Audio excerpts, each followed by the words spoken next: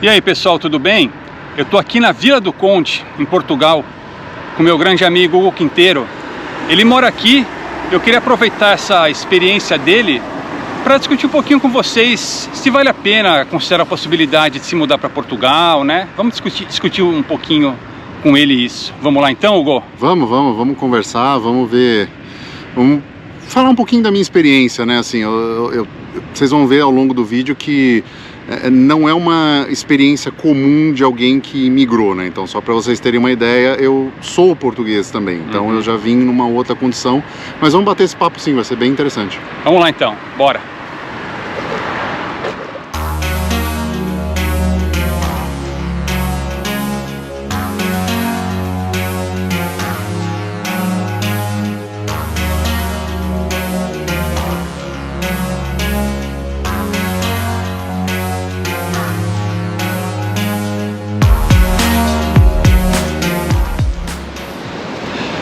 Bom, então pessoal, como eu falei, nós estamos aqui na Vila do Conde. A Vila do Conde fica a norte de Porto.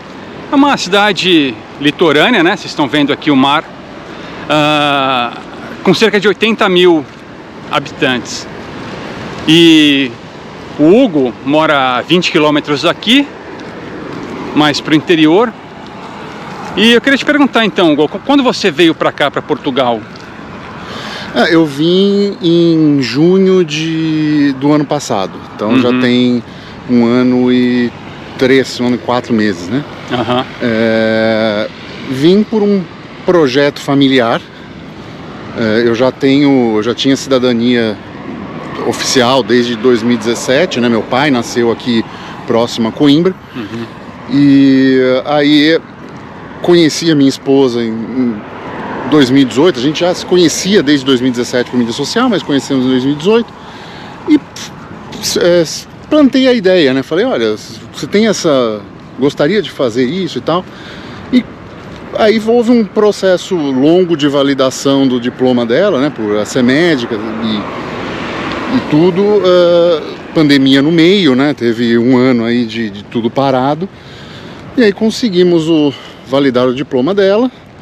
Nós viemos aqui algumas vezes visitar e ver questões logísticas, né? Tentar ficar aqui maior parte do tempo possível em Airbnb para ter essa vivência da cidade, né? Então, ver como é que funcionava e vimos que era algo que fazia sentido para a gente. Então, quando as documentações todas ficaram prontas, nós viemos.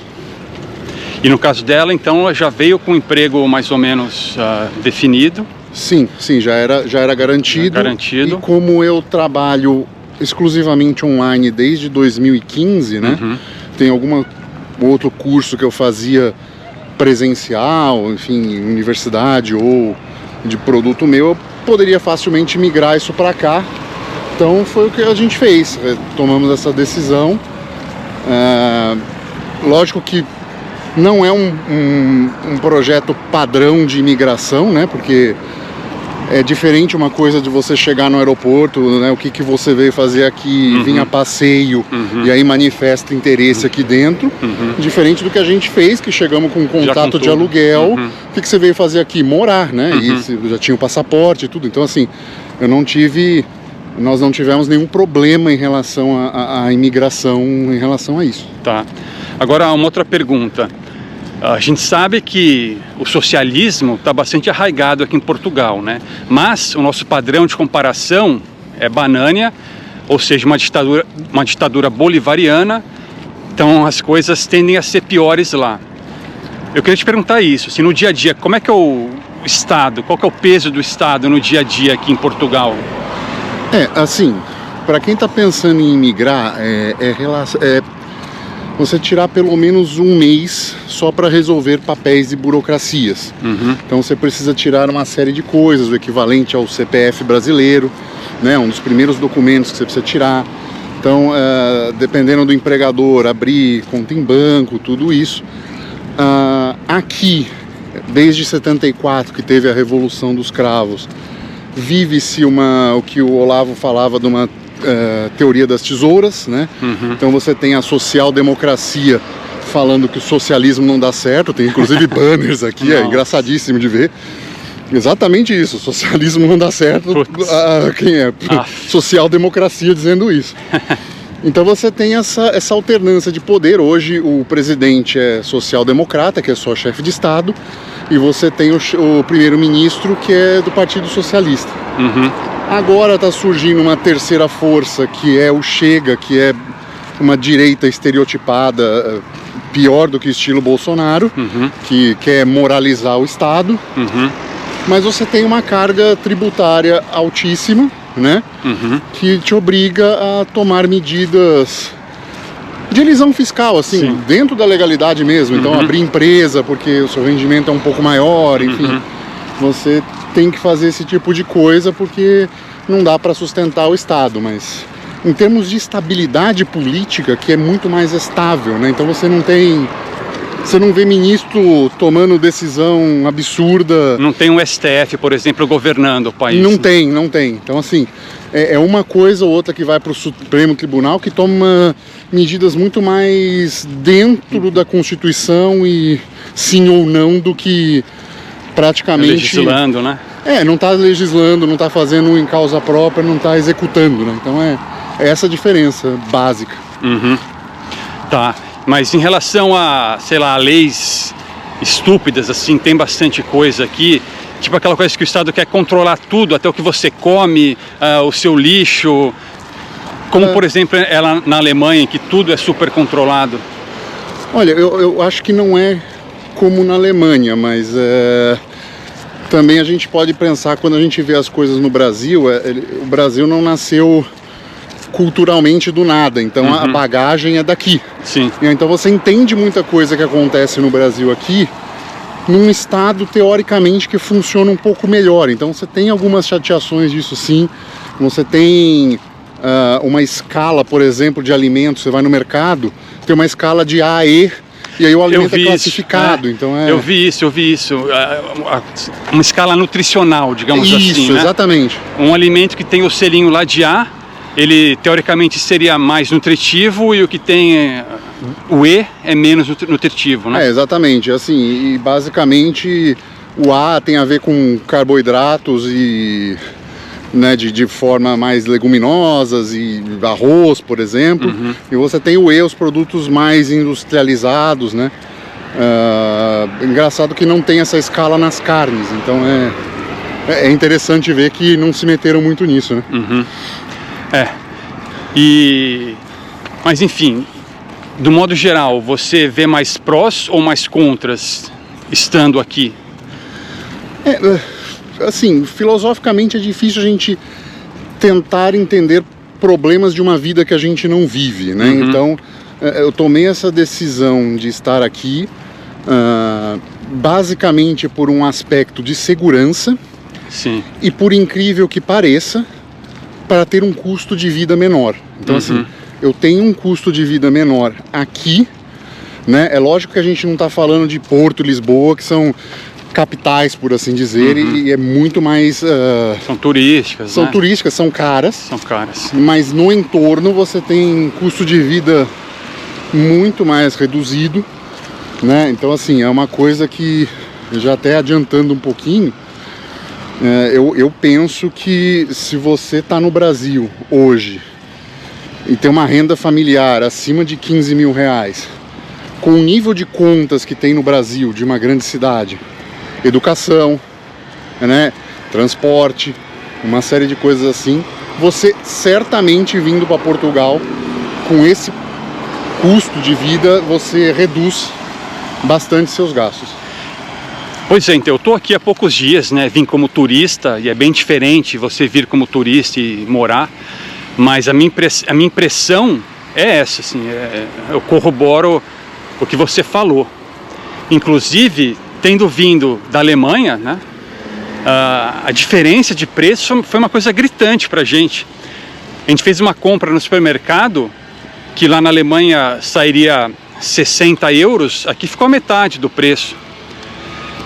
Ah, sim, 60 euros aqui você compra bastante coisa, você compra carne, você faz Pois uma boa compra. Lá na Alemanha não é nada, você compra um pouquinho, já dá 60 euros, vai tomar um cafezinho, putz, já vai pagar uma fortuna, Então a gente percebeu isso. E o custo de vida aqui, de fato, se aproxima com os das grandes cidades no Brasil. Parece surpreendente, né? Mas é isso mesmo. E tem uma questão também assim, né? Na área específica que minha esposa atua, você tem uma valorização do profissional muito maior, não só em termos financeiros, mas como em termos de tratamento, né? Sei. Então assim, é uma coisa você estar num hospital tomando cuidado para alguém invadir a sala e te agredir. Outra coisa, você tá numa consulta, a pessoa virar e falar assim, olha, tá corrido, né? Quer que eu pegue um café para a senhora? Nossa. É uma diferença, entendeu? Né? O paciente reconhecer isso então, é uma mudança muito grande de comportamento. Sim. E essa questão da segurança que você mencionou também faz muita diferença, né? Como nós conversamos antes, morando no Brasil, a gente acaba normalizando a violência. E as situações pelas quais nós passamos no Brasil, que são inaceitáveis, não tem cabimento. Você sair de casa não sabendo se vai voltar. E aqui não, aqui é super seguro, né, de um modo geral. Hoje é o primeiro dia de chuva, mais assim, do outono. Então provavelmente agora a gente vai ter um tempo ruim daqui pra frente. Mas se a gente estivesse gravando isso uma semana antes, eu estaria mostrando e fazendo o professor Marco filmar aqui os carros com janela aberta na rua. No verão não se guarda carro com janela fechada. Nossa. Então a maioria dos carros tem aquela canaletazinha que é para deixar aberto no verão, porque fica quente demais o carro. Então é esse nível. Eu não estou dizendo aqui no Porto, no centro das cidades. Então são muito poucas regiões que você tem um problema um pouquinho maior de violência, que isso não é recomendado se fazer. Mas nessas cidades aqui, pro norte principalmente, é tudo muito tranquilo. Então as pessoas vão numa loja e falam assim, meu celular tá com a bateria acabando, posso deixar aqui carregando? Pode, entendeu? Sem estresse. Volta depois, não tem isso. Então é aquilo que você falou, normaliza-se muito a violência no Brasil, e quando você chega aqui você não tem noção do quanto você era refém dessa violência. Exatamente, quer dizer, quando eu voltar para o Brasil no ano que vem, vai ser uma coisa bem estranha mesmo. E, enfim, não tem cabimento, né? Então é uma boa razão para se considerar a mudança de Banânia. Agora, por falar em mudança, né? Como é que é esse processo de imigração? Eu sei que no seu caso foi diferente, já que você tem a cidadania portuguesa, mas de modo geral, o que você sabe? Assim, é fácil, é difícil?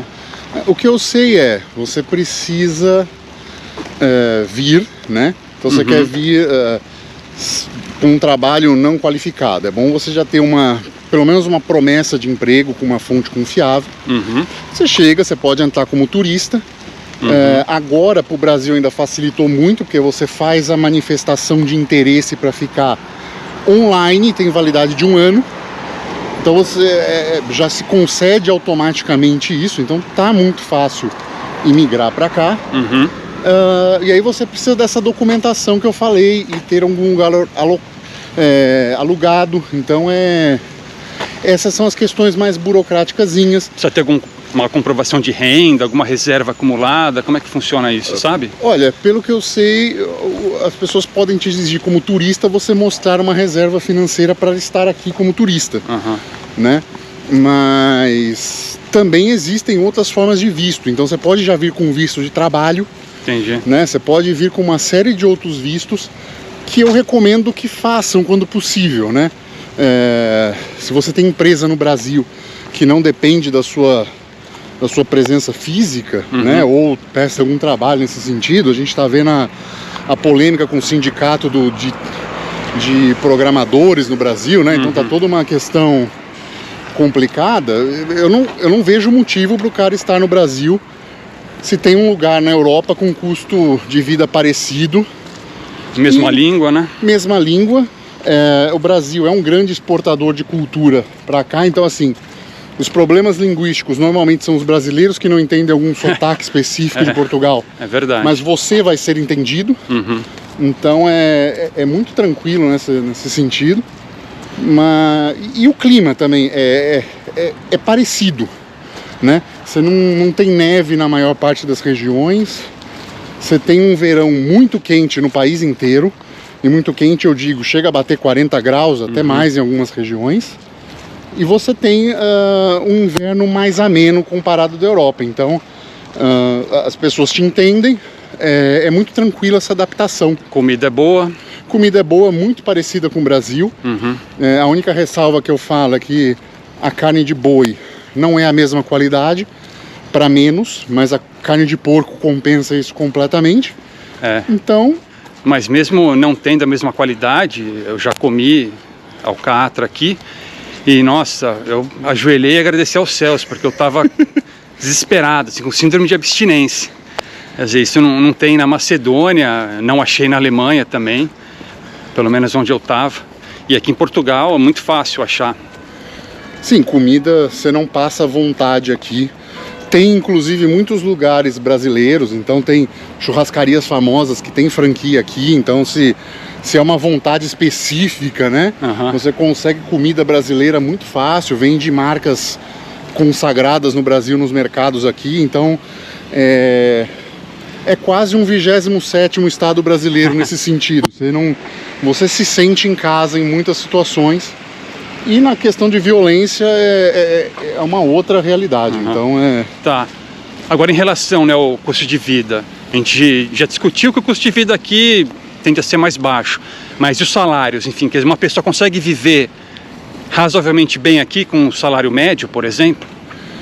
Não pela questão da moradia, que é uma crise europeia. Sim. Né? Não está diferente aqui em Portugal. Eu vejo essa crise muito mais por uma relativização socialista da propriedade privada. Sem dúvida. Do que propriamente uma falta de vontade de construir. Né? Para ter ideia, às vezes você vai construir uma casa, são anos pagando taxinhas, esperando aprovações. Então, e as grandes cidades têm muito disso, né? Tem tem muito aluguel que entra numa forma vitalícia aqui, e que você não consegue, a pessoa paga 30 euros de aluguel e mora o resto da vida e você não consegue despejar, você não consegue fazer nada. Então...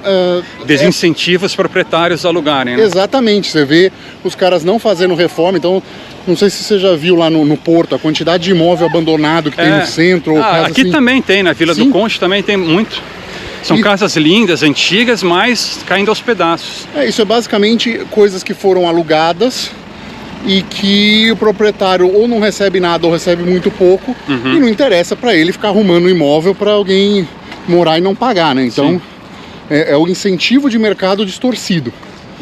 Mas você encontra assim mais pro interior, mais fora, se você quer uma vida mais rural, pensando até numa questão sobrevivencialista, você encontra coisa boa assim, não só para alugar, mas como para comprar também. Eu estava assistindo alguns vídeos aqui no próprio YouTube de pessoas de outros países que vêm para cá, compram uma casa tradicional, abandonada, assim, em área rural, reforma e mora lá, né, super bem, gastando razoavelmente pouco. Sim, assim, você tem vida aqui de pessoas que lidam com quintas e tudo, que praticamente não põe a mão em dinheiro, é para pagar uma conta de luz, é para... Nem conta de água às vezes paga, porque tem poços aqui é muito comum as propriedades terem poços de água, né? Isso é um resquício da época de Salazar, que não tinha praticamente estrutura de saneamento básico em Portugal, então as pessoas resolviam como indivíduos, então propriedades rurais é padrão ter 2, até mais poços, então você tem essa água gratuita, mas só energia elétrica que ainda se paga, apesar da energia solar estar vindo e tem muita gente colocando energia solar, aquecimento de água solar também, então é legal ver isso mudando, apesar de ter menos sol que no Brasil, mas quando você tem menos regulamentação, você acaba tendo mais mercado, né? As coisas se ajeitam naturalmente, né? Sim. Sem o Leviatã para encher o saco, para atrapalhar. Pois é, mas enfim, eu se eu tivesse oportunidade, consideraria seriamente uma eventual vinda para cá, porque é um país muito bonito, muito agradável, como nós já discutimos, uma cultura semelhante à nossa, a mesma língua. O peso do Leviatã, embora seja grande aqui, a gente tem que se lembrar que está comparando com o Brasil, onde esse peso é enorme. E daqui para frente, o que você acha? Quais são as perspectivas para Portugal? Olha, há uma perspectiva dessa direita estereotipada realmente chegar ao poder, né?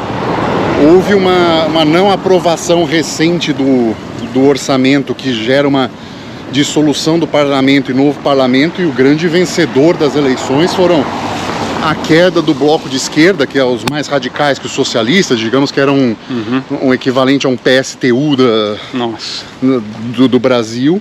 E essa ascensão do Chega foi assim, multiplicar acho que por 5 ou 6 a quantidade de cadeiras no parlamento. Então isso tende a crescer, né? Tem sido um fenômeno europeu, né? Na Itália começou, Polônia. Então eu vejo essa ocupação da direita não por um fortalecimento dela, mas por uma fraqueza da esquerda no geral. Mas isso não necessariamente significa que a gente vai ter menos impostos ou mais iniciativa. É só uma alternância de poder de pessoas que já estão acostumados a esse Estado e querem o Estado intervindo cada vez mais. Entendi. Então é essa perspectiva que eu vejo, mas eu vejo aqui também muito espaço para um sobrevivencialista, para alguém que não quer depender menos do Estado, para quem quer gerar a própria energia, né? Tem muito lugar que aceita Bitcoin já, né, nas grandes cidades. E como é que é a cena libertária aqui? Existem muitos libertários, a gente conhece alguns, né? Mas no modo geral? No modo geral, as pessoas, assim, especialmente os mais velhos, ainda pedem muito Estado. E como é um país mais velho, né, então a gente tem uma situação que pede muito Estado ainda. Então eu vejo ainda pouco a cena libertária aqui. Tem a Iniciativa Liberal, que é um partido que fala um pouco mais disso, de tributação e tal. Tem algumas cadeiras, mas tem se mantido constante ao longo dos anos. Então essa política de menos imposto, porque ela ainda não tá tão... Vamos dar meia volta, vamos voltar para cá. Fala, continua. Então esse viés de menos Estado ainda não está muito na cabeça do povo português, mas isso é uma coisa interessante. Geral também, né? Mas o Brasil exporta isso. Então, culturalmente, o Brasil exporta muito para Portugal e essas ideias de liberdade estão chegando do além-mar para cá. Então, é legal ver esse fenômeno também. Aliás, por falar nisso, esse vídeo está indo ao ar no dia 14, né? E nesse dia 14 vai ter um encontro em Porto de bitcoinheiros. Então, se alguém estiver ouvindo isso, for dessa região de Portugal, aparece lá, 18 horas, French Fries Factory, em Porto.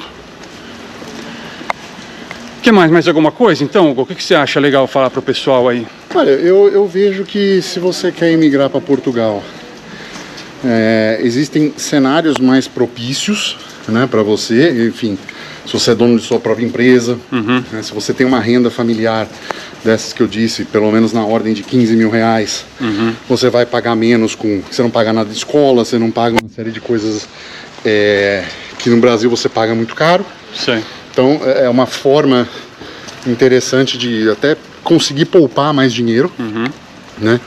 Então venham para isso. Agora, se você está pensando em trabalhar com qualquer coisa, né, vai sobrar para você ser garçom, e não pode ser numa grande cidade, porque senão você tem que ter inglês, pelo menos inglês fluente. Entendi. Né, espanhol é recomendado também.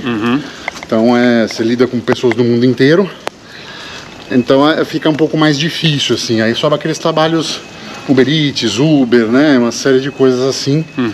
E aí vale a pena considerar mesmo se vale a pena isso. Eu já não, né, vai da realidade de cada um, mas eu já não diria que é uma situação tão mais confortável do que você ter uma fase de renda, seja aposentado ou não. Então é para se pensar um pouco nisso. Mas em geral Portugal está de portas abertas para o Brasil. Ah, que bom. Ah, bom saber isso. E, enfim, queria te agradecer então, Hugo, pela conversa aqui, pelo bate-papo, por contar um pouquinho da sua experiência. A gente sabe que cada um, né, tem as suas próprias ambições, seus próprios anseios, suas próprias expectativas. Então essa experiência de se mudar é uma coisa muito pessoal mesmo, mas nada melhor do que ouvir alguém que passou por isso. Então eu queria te agradecer por esse depoimento.